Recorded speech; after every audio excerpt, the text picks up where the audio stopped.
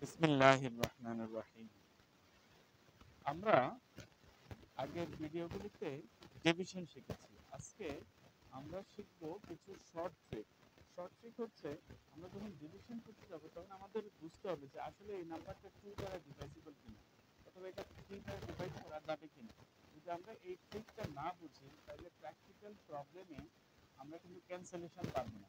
এজন্য ক্যান্সেলেশনের জন্য আমাদেরকে হবে যে এই নাম্বারটা এটা 2 দ্বারা ডিভাইড করা যাবে অথবা এটা 5 দ্বারা ডিভাইড করা যাবে অথবা এটা 3 দ্বারা ডিভাইড করা যাবে না। এটা যদি আমরা না বুঝি তাহলে আমরা প্র্যাকটিক্যাল সলিউশনগুলো করতে পারবো না।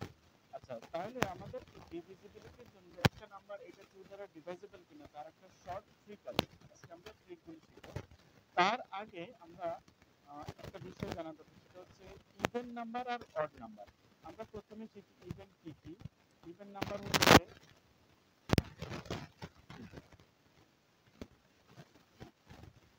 ইভেন নাম্বার কোনগুলি আর অড নাম্বার কোনগুলি এটা আমাদের হবে সবার আগে। আর টোটাল নাম্বার হচ্ছে আমাদের 10টা।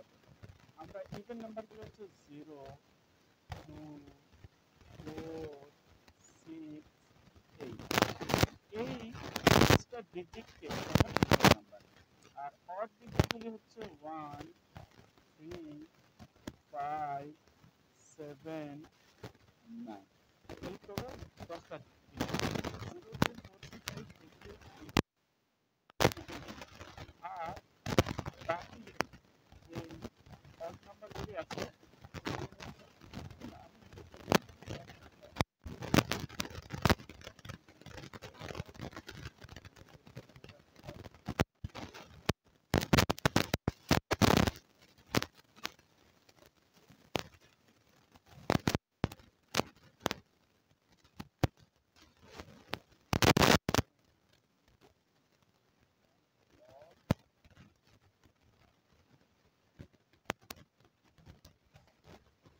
even digits are 2, 0, 4, 6, 8 এই 5টা ডিজিটকে বলা হয় even digit। আর অড ডিজিট হচ্ছে 1, 2, 3, 5, 7 and 9। তাহলে টোটাল 10টা ডিজিট। এই 10টা ডিজিটের 0 to 4, 6, 8 এগুলোকে বলা হয় even digit।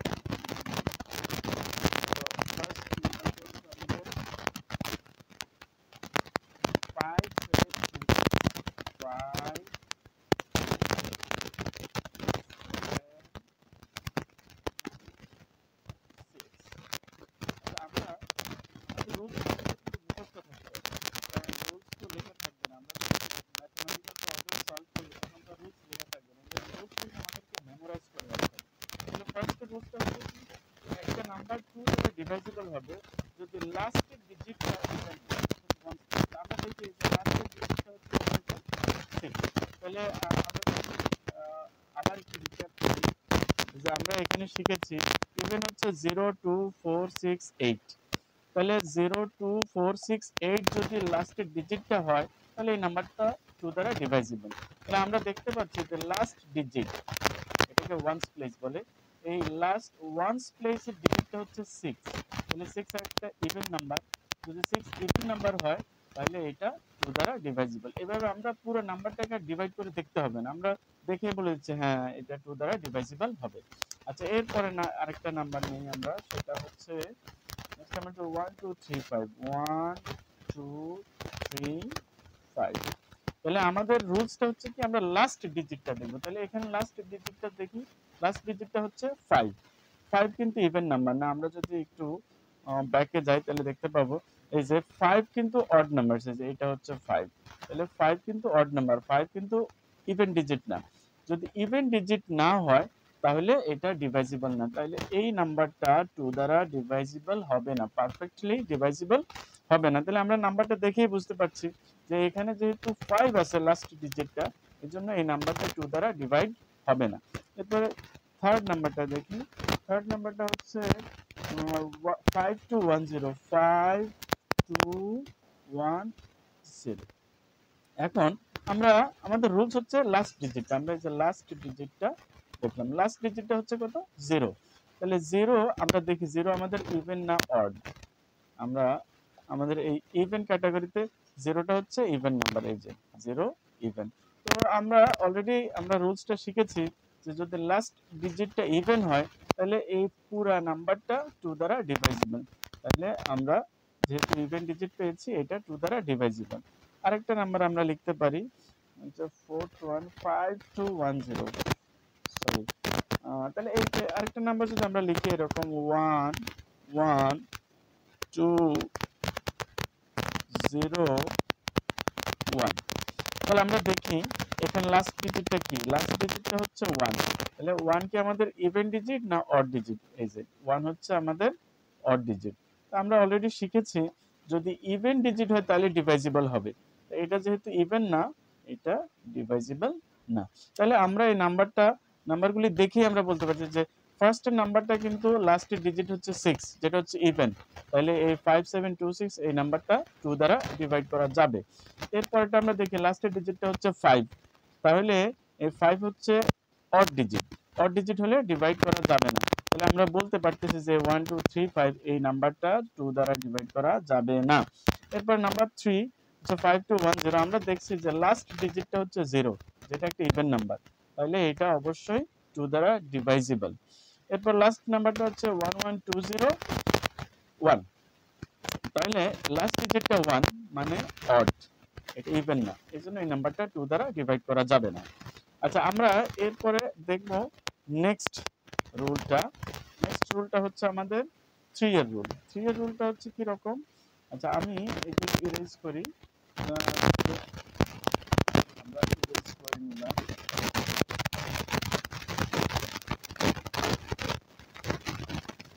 জন্য রুল ছিল যে লাস্ট আমরা করতে পারবো, 3 এর রুলসটা কিন্তু আর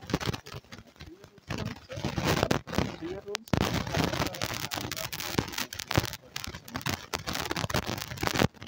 5726, নাম্বার 1 হচ্ছে 576।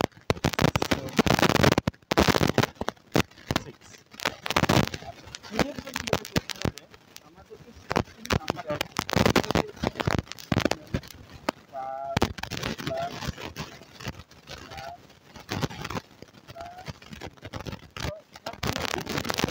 করতে হবে,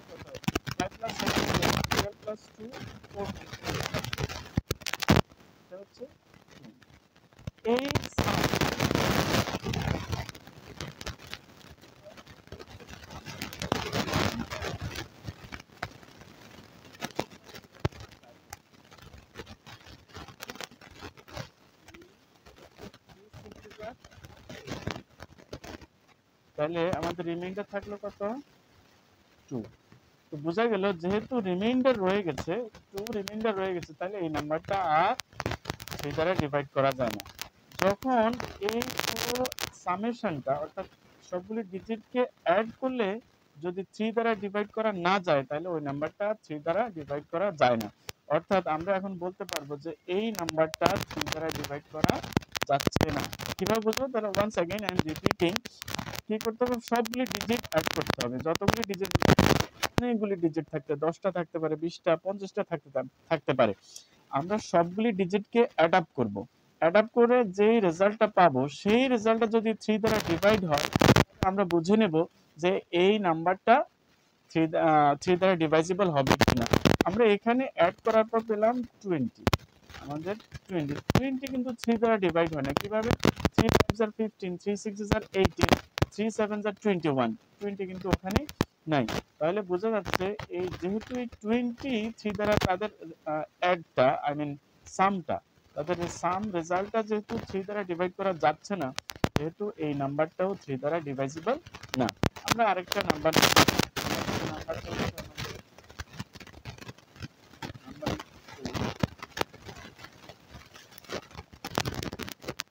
নাম্বার 2 হচ্ছে সেকেন্ড নাম্বারটা হচ্ছে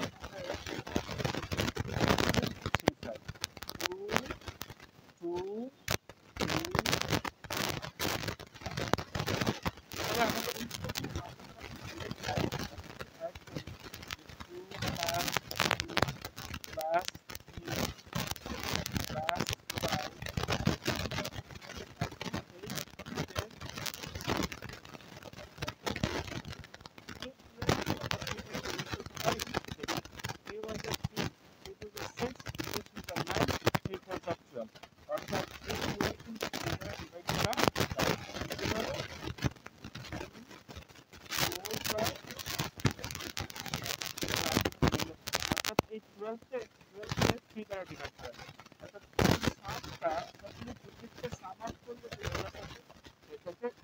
ডিভাইড করা যায়, তাহলে আমরা বলবো যে এই নাম্বারটা 3 দ্বারা ডিভাইড করা যাবে।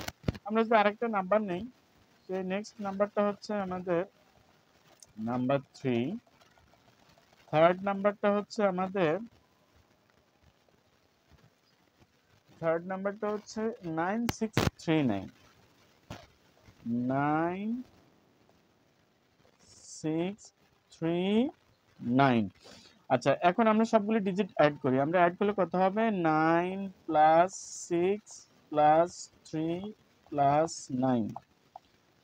9 প্লাস 6 15, 15 প্লাস 3 18, 18 প্লাস 9 27, অর্থাৎ সবগুলি ডিজিটকে অ্যাড করলে 27 হবে। আমরা দেখি 27 কে 3 দ্বারা ডিভাইড করা যায় কিনা। দেখি 3 1 are 3, 3 5 are 15, 3 6 are 18, 3 7 are 21, 3 8 are 24, 3 9 are 27, অর্থাৎ এই 27 কে 3 দ্বারা ডিভাইড করা যায় কিভাবে? এই যে 3 9 are 27। তাহলে আমরা কি দেখলাম যে এই 27 কে 3 দ্বারা ডিভাইড করা যায়।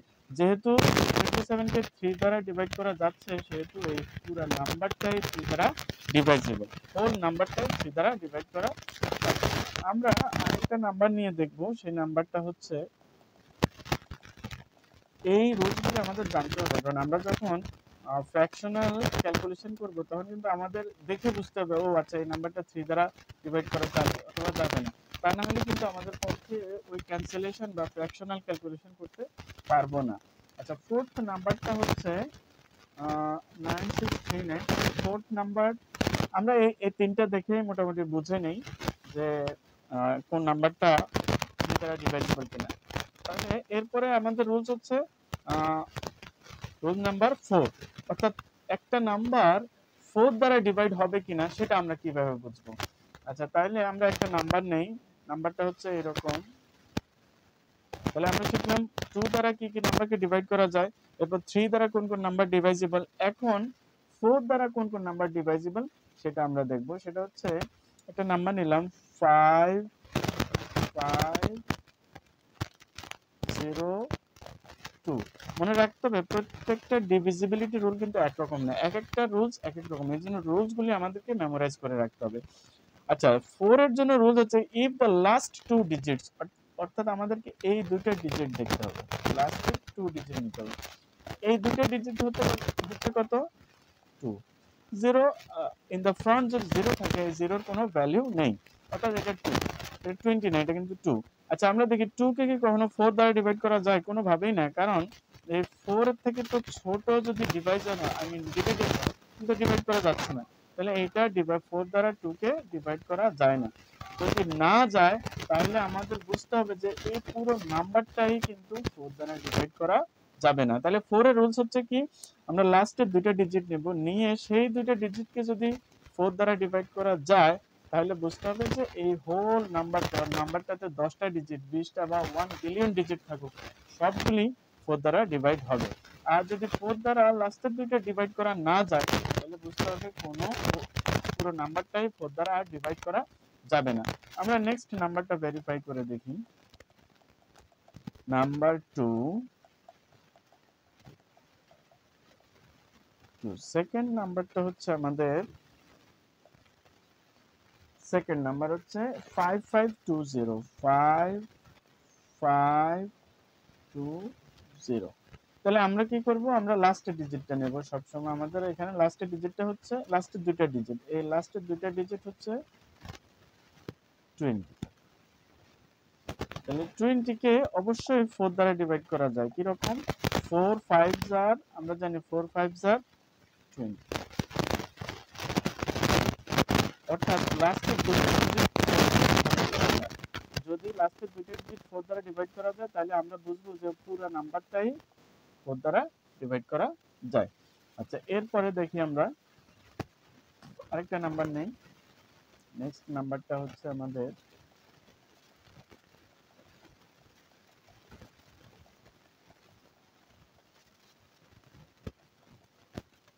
আচ্ছা, এরপরে নাম্বার 3, থার্ড নাম্বারটা হচ্ছে আমাদের 9630।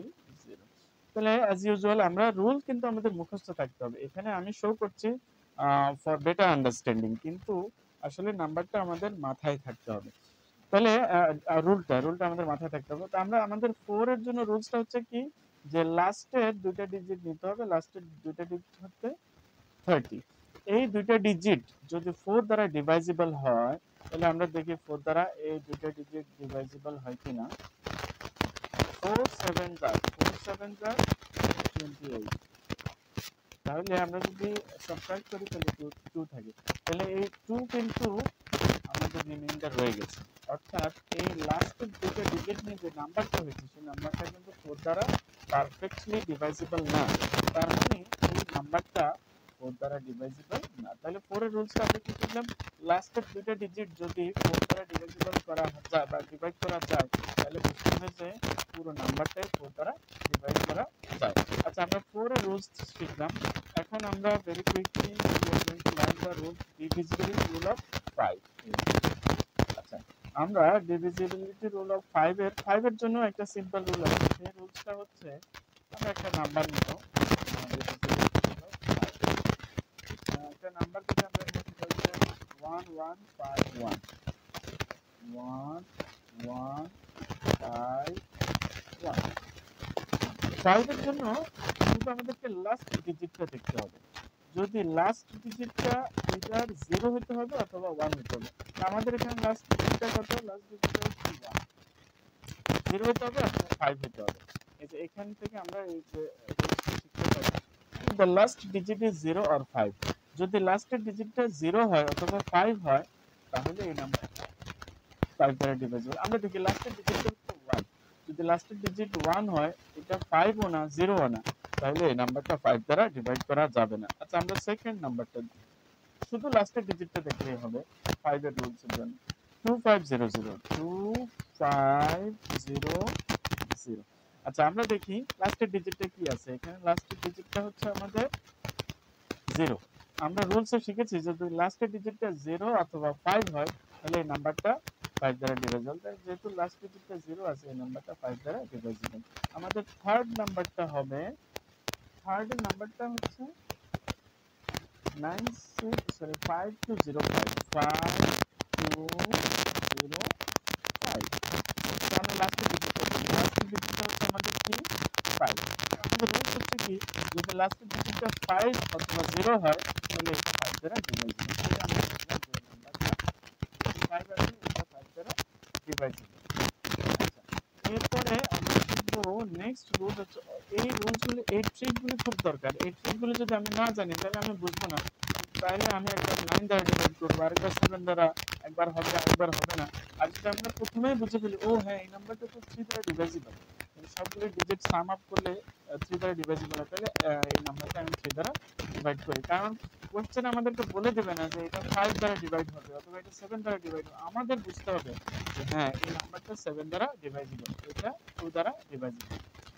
So let's move on with the next rule. Next rule is divisibility rule of 6. এটা খুবই সিম্পল, এটা কোনো রুল না। 6টা হলো আসলে এটা একটা কম্বাইন্ড ডেরাইভড রুলস আছে। ডেরাইভড রুলস মানে এটা অলরেডি আমরা শিখেছি, শুধু সেটা রিক্যাপ করি। আচ্ছা, আমরা 6 এর জন্য দেখব একটা নাম্বার নেব ফার্স্টে। এই নাম্বারটা হচ্ছে আমাদের 5726 5726। আচ্ছা, আমাদের রুলসটা 6 এর জন্য নতুন কোনো রুল নেই। 6 এর রুলসটা হচ্ছে যদি একটা নাম্বার 5 এবং 2 এবং 3 দ্বারা ডিভাইড করা যায়, দুইটা দ্বারা ডিভাইড করতে হবে, তাহলে এই নাম্বারটা 6 দ্বারা ডিভাইড হবে। আমরা দেখি 2 এর রুলসটা কি। 2 এর রুলসটা হচ্ছে লাস্টের ডিজিটটা আমরা দেখলাম। লাস্টের ডিজিটটা হচ্ছে যদি ইভেন হয় তাহলে 2 দ্বারা ডিভাইড হবে। তাহলে এইটা 6, লাস্টের ডিজিটটা 6, এটা 2 দ্বারা ডিভাইড হয়। তাহলে 1 রুল আমরা পেয়ে গেলাম, 2 দ্বারা ডিভাইড হয়। এখন আমরা দেখব 3 এর রুল। 3 এর রুল কি ছিল? 3 এর রুল হচ্ছে না সবগুলি ডিজিট অ্যাড করতে হবে। সবগুলি ডিজিট আমরা অ্যাড করি, অ্যাড করে করতে হবে 5 + 7 12 14 20। সবগুলি ডিজিট অ্যাড করলে হয়, সবগুলি ডিজিট অ্যাড করলে হচ্ছে আমার 20। এই 20 কি আমাদের 3 দ্বারা ডিভাইড করা যায়? যায় না। কেন? 3 5 are 15, 3 6 are 18, 3 7 are 21। 20 তো আসে না। এই জন্য এটা 3 দ্বারা ডিভাইড হয় না। তাহলে আমরা দেখলাম এই নাম্বারটাকে 2 দ্বারা ডিভাইড করা যায়, 2 দ্বারা ডিভাইজিবল, কিন্তু 3 দ্বারা ডিভাইজিবল না। তাহলে বুঝতে হবে এটা 6 দ্বারা ডিভাইজিবল হবে না। তাহলে 6 এর রুলসটা হচ্ছে কি, যদি এটা 2 দ্বারাও ডিভাইজিবল as well as 3 দ্বারাও ডিভাইজিবল, তাহলে এই নাম্বারটা ডিভাইজিবল হবে 6 দ্বারা। তাহলে সেকেন্ড নাম্বারটা কি? সেকেন্ড নাম্বারটা হচ্ছে 2235 2235। তো আমরা ফার্স্ট আমরা দেখি এই নাম্বারটা 2 দ্বারা ডিভাইজিবল কিনা। তো আমরা দেখি লাস্টের ডিজিটটা হচ্ছে কত? Odd digit. কি মনে আছে যে অড ডিজিট কোনটি? এই যে অড ডিজিট, এখানে অড হচ্ছে 13579। তো যেহেতু লাস্টের ডিজিটটা অড ডিজিট, তাহলে এটা 2 দ্বারা ডিভাইজিবল না। আর যদি 2 দ্বারা ডিভাইজিবল না হয় তাহলে 6 দ্বারাও ডিভাইজিবল হবে না। কারণ 6 দ্বারা ডিভাইজিবল হতে হলে 2 দ্বারাও ডিভাইজিবল হতে হবে, আবার 3 দ্বারাও ডিভাইজিবল হতে হবে। তো এটা তো 2 দ্বারাই ডিভাইজিবল না, তাহলে এই নাম্বারটা 6 দ্বারাও ডিভাইজিবল না। আমরা আরেকটা নাম্বার নেই, আপনাদের বলছি অলরেডি। ইনশাআল্লাহ we will get over very soon. Next নাম্বারটা হচ্ছে 9684 9684। আমরা দেখি লাস্টের ডিজিটটা দেখি। লাস্টের ডিজিটটা হচ্ছে 4, যেটা একটা ইভেন ডিজিট। তাহলে আমাদের লাস্ট ডিজিটটা হচ্ছে 4, যেটা একটা ইভেন ডিজিট। আমরা জানি যদি লাস্ট ডিজিটটা ইভেন হয় তাহলে এটা 2 দ্বারা ডিভাইজিবল। তাহলে আমরা দেখলাম যে 9684 এই নাম্বারটা 2 দ্বারা ডিভাইজিবল। এখন দেখতে হবে এটা 3 দ্বারাও ডিভাইজিবল কিনা, কারণ দ্য সেম নাম্বার যদি 2 এবং 3 দুইটা দ্বারাই ডিভাইজিবল না হয় তাহলে ওটা 6 দ্বারা ডিভাইজিবল হবে না। আচ্ছা, আমাদের 3 এর রুলসটা ছিল কি, সবগুলি ডিজিট অ্যাড করতে হবে। আমরা যদি অ্যাড করি তাহলে কি হচ্ছে 9 + 6 15, 15 + 8 23, 23 + 4 27, অর্থাৎ এটার সাম হচ্ছে 27। আমরা দেখি এই 27 3 দ্বারা ডিভাইজিবল কিনা। 3 5 are 15, 3 6 are 18, 3 7 are 21, 3 8 are 24, 3 9 are 27, অর্থাৎ এই 27 3 দ্বারা ডিভাইজিবল হয়। কিভাবে? 3 9 are 27। তাহলে এই 27 3 দ্বারা ডিভাইজিবল, তার মানে এই নাম্বারটাও, পুরো নাম্বারটাও 3 দ্বারা ডিভাইজিবল। তাহলে আমরা কি দেখলাম, এই নাম্বারটা 2 দ্বারাও ডিভাইজিবল, আবার 3 দ্বারাও ডিভাইজিবল, অর্থাৎ এই নাম্বারটা 6 দ্বারা ডিভাইজিবল। এই হচ্ছে 6 পর্যন্ত রুলস। আমরা 2 3 4 5 6 এই কয়টা ডিভিজিবিলিটি রুলস শিখতে পারলেই, অ্যাপ্লাই করতে পারলে ইনশাআল্লাহ আমাদের ছোটখাটো ম্যাথসগুলি সব কমপ্লিট হয়ে যাবে। ক্যান্সেলেশন করতে পারবো, ফ্র্যাকশনাল ক্যান্সেলেশন। তবে সবার আগে যেটা মনে রাখতে হবে সেটা হচ্ছে সবগুলো ডিভিজিবিলিটি রুল মুখস্থ রাখতে হবে, তারপর এটা অ্যাপ্লাই করতে হবে, নাম্বার দেখে সেটা অ্যাপ্লাই করতে হবে। তাহলে ইনশাআল্লাহ আমরা নেক্সট ভিডিওতে ডিভিশনটা ফ্র্যাকশনাল ক্যান্সেলেশন কিভাবে করতে হয় সেটা ইনশাআল্লাহ শিখবো। তার আগে এই রুলসগুলি বেশি বেশি করে প্র্যাকটিস করব, এবং আরো অনেক যে কোনো একটা নাম্বার নিয়ে আমরা দেখতে পারবো আচ্ছা এটা 5 দ্বারা ডিভাইজিবল হবে, ও না লাস্ট ডিজিটটা তো এটা নেদার 0 নর 5, তাহলে এটা 5 দ্বারা ডিভাইজিবল হবে না। ও আচ্ছা এই নাম্বারটা কি 6 দ্বারা ডিভাইজিবল, এই নাম্বারটা 2 দ্বারা ডিভাইজিবল, এই নাম্বারটা 3 দ্বারা ডিভাইজিবল, ওকে এটা 6 দ্বারা ডিভাইজিবল। আবার একটা নাম্বার দেখে আচ্ছা এই নাম্বারটা কি ডিভাইজিবল কিনা 3 দ্বারা, কিভাবে বুঝবো? আমরা সবগুলি ডিজিট অ্যাড করব। অ্যাড করে যদি দেখি এটা সবগুলি ডিজিট অ্যাড করার পর ভাবলাম আমরা পেয়েছি, ধরো আমরা পেলাম 93, তাহলে 93 কে আমরা 3 দ্বারা ডিভাইড করে দেখব। 93 কে 3 দ্বারা ডিভাইড করে দেখব যে এটা হ্যাঁ ডিভাইজিবল। তার মানে পুরো নাম্বারটাই 3 দ্বারা ডিভাইজিবল। অর্থাৎ এইভাবে আমরা একটা নাম্বার দেখেই বলতে হবে যে হ্যাঁ ও এটা 5 দ্বারা ডিভাইজিবল। ঠিক আছে। তারপরেরটা কি? হ্যাঁ ওটাও 5 দ্বারা ডিভাইজিবল। তারপরে আমাদের ক্যান্সেলেশন করতে হবে। এইজন্য ক্যান্সেলেশন করার প্রি-রিকুইজিট মানে পূর্ব শর্তই হলো আমাদেরকে আগে নাম্বার দেখেই চট করে বুঝতে হবে। আমাদের ব্রেইনে একটা রেসপন্স আসবে, হ্যাঁ এটা ডিভাইজিবল, না এটা ডিভাইড করা যাবে না। এজন্য ডিভাইড করা গেলে একভাবে আমরা সলিউশন করব, আর ডিভাইড করা না গেলে আরেকভাবে সলিউশন করব। এই জন্য এই রুলসগুলি জানা এবং অ্যাপ্লিকেশন করা খুবই জরুরি। তো ইনশাল্লাহ আমরা খুব তাড়াতাড়ি শিখে ফেলবো। তুমি যদি ট্রাই করো অ্যাটেন্টিভলি এবং সিনসিয়ারলি যদি ট্রাই করো ইনশাল্লাহ শিখতে পারবে। So Allah Hafiz, in the next video we will learn the rest of the topics.